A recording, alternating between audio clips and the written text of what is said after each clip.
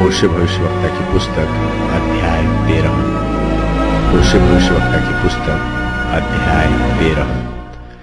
जब एफ्रेम बोलता था तब लोग कांपते थे और वह इस्राएल में बड़ा था, परंतु जब वह बाल के कारण दोषी हो गया तब वह मर गया।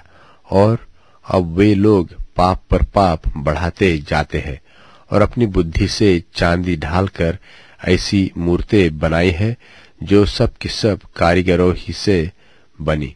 और उन्हीं के विषय लोग कहते हैं कि जो नरमेघ करे वे बछड़ों को चूमे। इस कारण वे भोर के मेघ और तड़के सूख जाने वाली ओस और खलिहान पर से आंधी के मारे उड़ने वाली भूसी है और चिमनी से निकलते हुए धुएं के समान होंगे। मिस्र देशी से मैं यहोवा तेरा परमेश्वर हूँ। तू मुझे छोड़ किसी को परमेश्वर करके न जानना, क्योंकि मेरे सिवा तेरा कोई उद्धारकर्ता नहीं है। मैंने उस समय तुझ पर मन लगाया जब तू जंगल में वरन अत्यंत सूखे देश में था। जैसे इस्राएली चराए जाते वैसे ही वे तृप्त होते जाते थे और तृप्त होने पर उनका मन घमंड से भरता था। इस कारण वे मुझको भूल गए।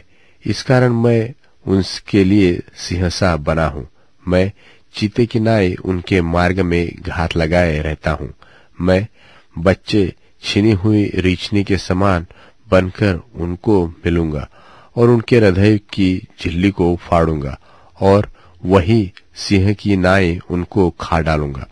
वन पशु उनको फाड़ डालेगा। हे इस्राएल, तेरे विनाश का कारण यह है कि तू मेरा अर्थात अपने सहायक का विरोधी है। अब तेरा राजा कहाँ रहा कि वह तेरे सब नगरों में तुझे बचाए, और तेरे न्यायी कहाँ रहे जिनके विषय में तूने कहा था कि राजा और हाकिम मेरे लिए ठहरा दे। मैंने क्रोध में आकर तेरे लिए राजा बनाया और फिर जलजलाहट में आकर उसको उठा भी दिया। एफ्रेम का अधर्म गठा हुआ है, उसका पाप संचय किया हुआ है। उसको जच्चा किसी पीड़ा उठेगी। वह तो निर्बुद्धि लड़का है जो जन्म के समय ठीक से आता नहीं। मैं उसको अधोलोक के वश से छुड़ा लूंगा। मैं मृत्यु से उसको छुटकारा दूंगा। हे मृत्यु, तेरी मारने की शक्ति कहाँ रही? हे अधोलोक, तेरी नाश करने की शक्ति कहाँ रही? मैं फिर कभी पछताऊंगा नहीं। चाहे वह अपने भाइयों से अधिक फूले फले तो भी पुरवाई उस पर चलेगी, और यहोवा की ओर से पवन जंगल से आएगा और उसका कुंड सूखेगा और उसका सोता निर्जल हो जाएगा, और वह उसकी रखी हुई सब मनभावनी वस्तुएं लूट ले जाएगा। सामरिया दोषी ठहरेगा क्योंकि उसने अपने परमेश्वर से बलवा किया है। वे तलवार से मारे जाएंगे और उनके बच्चे पटके जाएंगे और उनकी गर्भवती स्त्रियां चीर डाली जाएगी।